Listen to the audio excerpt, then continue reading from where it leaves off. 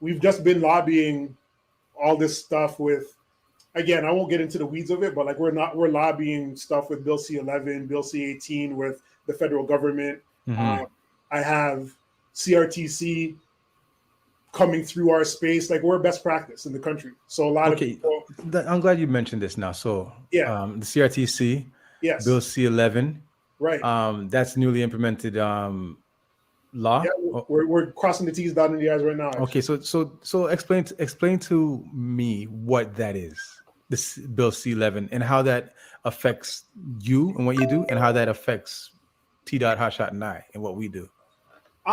So when you guys take the break room to that next level, and you're generating like high volumes of revenue, you'll be taxed. You'll have to pay dividends, and that's one of the things that Bill C-11. Basically, what Bill C-11 is all about is like paying your dues, right? And that's why I asked you guys that question way at the beginning. It was like when did you identify you were the person that's supposed to bottom line things? How BC11 affects us is like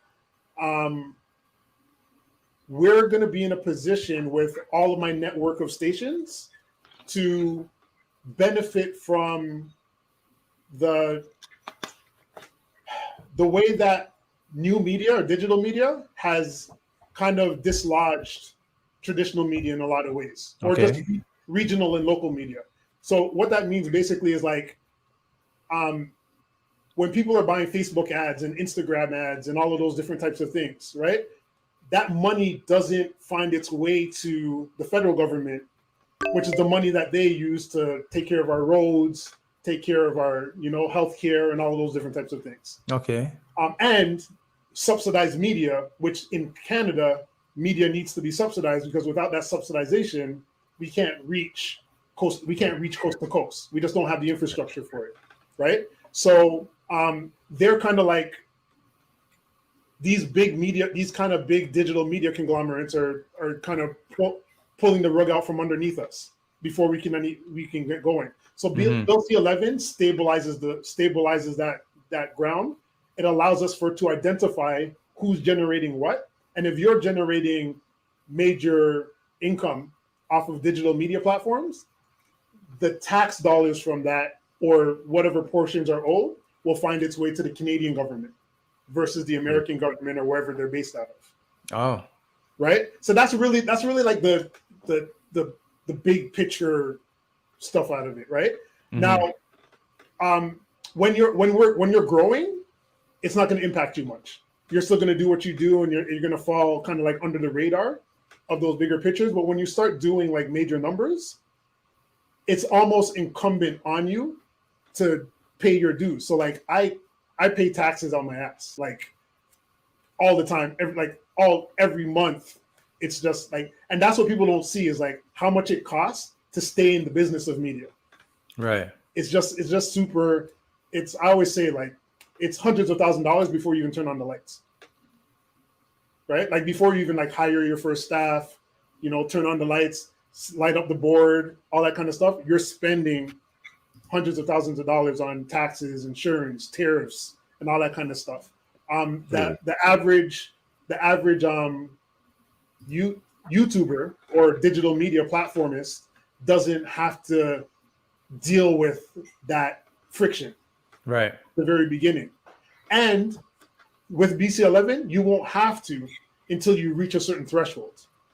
And then once you reach that threshold, it'll be incumbent on you to pay your dues. But BC11 isn't just for catching those people that are entering the threshold. Like, I just made my money, why am I giving it away type of vibe? It's for the people who have been making money hands over fist on the backs of our culture and then leaving our culture and cultural development out. So, for instance, I said like there's no, where people are consuming Spotify and they're not going to the clubs so they can take in a Channel 9 set. That cheats that whole economic system from developing regionally or locally. and Spotify is getting all of that money, and they're getting all of those views and all of that engagement, and we're losing out locally and regionally on that engagement that used to subsidize the corn soup guy, you know what I mean? All of that stuff that makes our systems go. Because think about like all of those. The corn soup guy was outside the government every weekend. Now the corn soup guy has to open up a restaurant to stay in business. So his overhead shoots up. He doesn't have the same access to the pipeline of people, and he has to spend money. And who helps him close that gap? All right. Right? Where, and Jeff Bezos is sitting on $1 trillion. So Jeff Bezos needs to subsidize the corn soup man. Straight.